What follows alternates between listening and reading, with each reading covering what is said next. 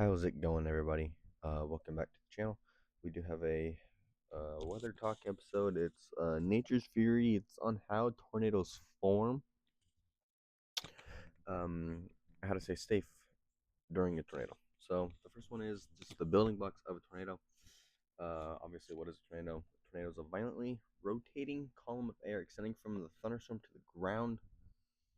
It forms from a thunderstorm that has an updraft, downdraft, and a rotating mesocyclone.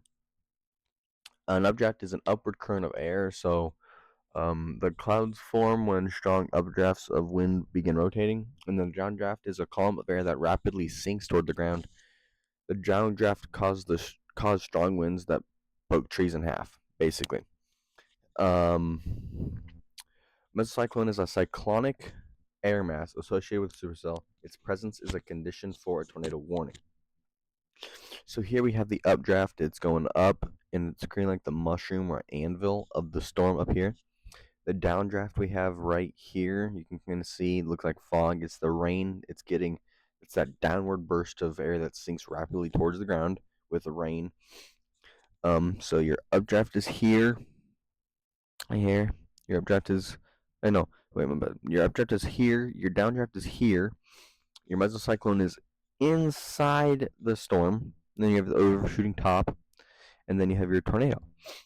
So then this basically shows, this is just an interactive picture of a supercell storm via radar. And basically it shows you, look at this one, you can see like the hook of the tornado right there. This one shows your velocities.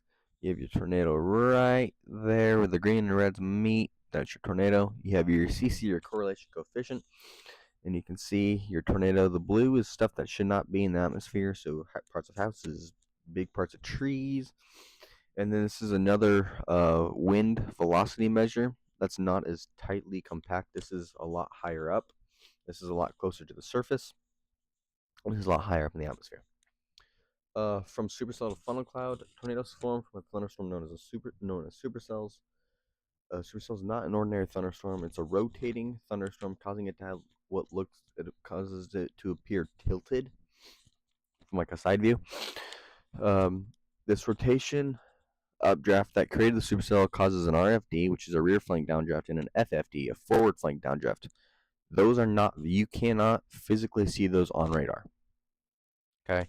Near the rear flank is where you'll see your wall cloud, a sign that tornado genesis is imminent. So if you go back here, you see the forward flank is on the forward front of the storm, okay? And that's just a forward downburst of wind.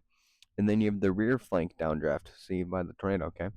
It's mid-level winds that gets sucked into the mesocyclone, and it gets shot around and down through the back end of the storm.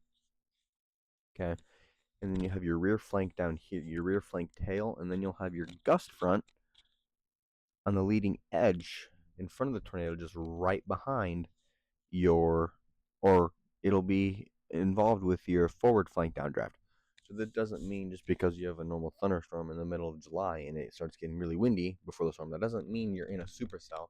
That just means the storm has a forward flank gust front. Now, there's a difference between a forward flank gust front and a forward flank downdraft gust front. There's forward flank downdraft gust front is associated with a supercell. A forward flank gust front just means, hey, the front end of the storm has got wind associated with it.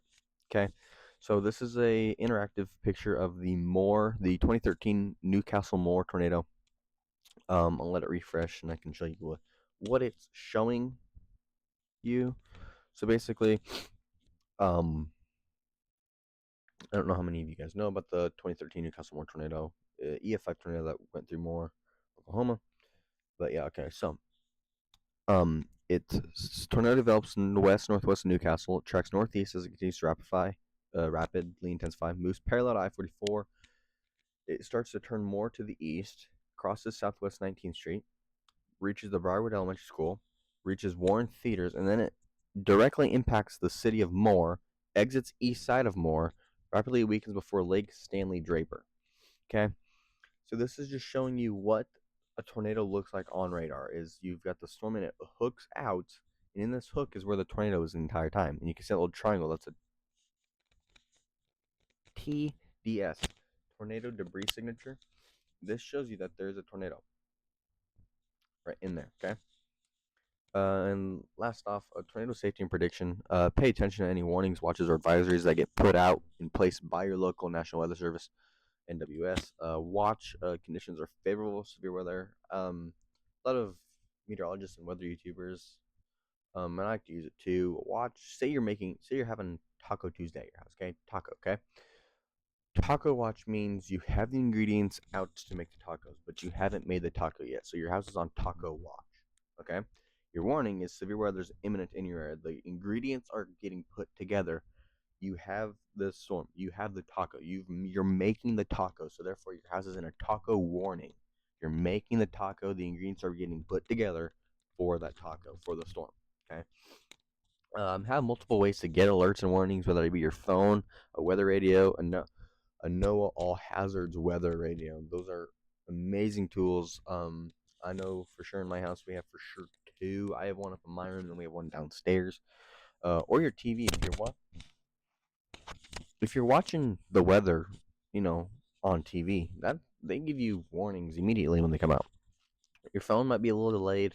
The radio will be soon. Your phone will be a little delayed, and if you have weather apps, you can check those and see those will come out right when they're issued. Have a plan in place in case of severe weather. Have the location of where you go for shelter and take some items with you. Take along a helmet, whether that be a bike or a football helmet. Closed-toed shoes, because if it is a tornado, you will end up having to walk over nails, glass, stuff that could severely injure you if you're not already injured. And bring a flashlight, especially if it's at night or if the power goes out and it's at night and you can't see your way. Bring a flashlight. Shelter in the lowest level of your house. If you have a basement, go there, or the most interior room in your house, whether that be a closet or a bathroom. Or if you don't have a basement and you have a storm shelter, go to the storm shelter. Those are ultimately either the basement or the storm shelter are going to be your highest likelihood of surviving a strong tornado. Um, and don't think, oh, there's a tornado, so I'm going to get my car drive away. No, don't get in your car and drive away, because you physically don't know the direction and the unpredictability of the tornado. It could look like it's moving to the northeast and then immediately switches to go east, and it tracks you down your car. So just, if you get in a tornado warning, seek shelter immediately. If you're in a severe thunderstorm warning and you saw the weather outlook for the day, or heard people talking about like today could be a big day for severe weather, the moment you get that severe thunderstorm warning issued, get your helmets, your shoes, your flashlights, blankets, pillows, whatever it may be, water, whatever it may be, get those in a tote or a laundry basket or something, a box. Get those ready to take to your shelter. Be prepared, basically. That's the biggest thing, is don't be scared, but be prepared. Especially if you live in the Midwest, or Dixie Alley, or pretty much anywhere. Just don't be scared of the weather. That's the worst thing you can do, is be scared, because then you overwhelm yourself. Just be prepared, stay calm.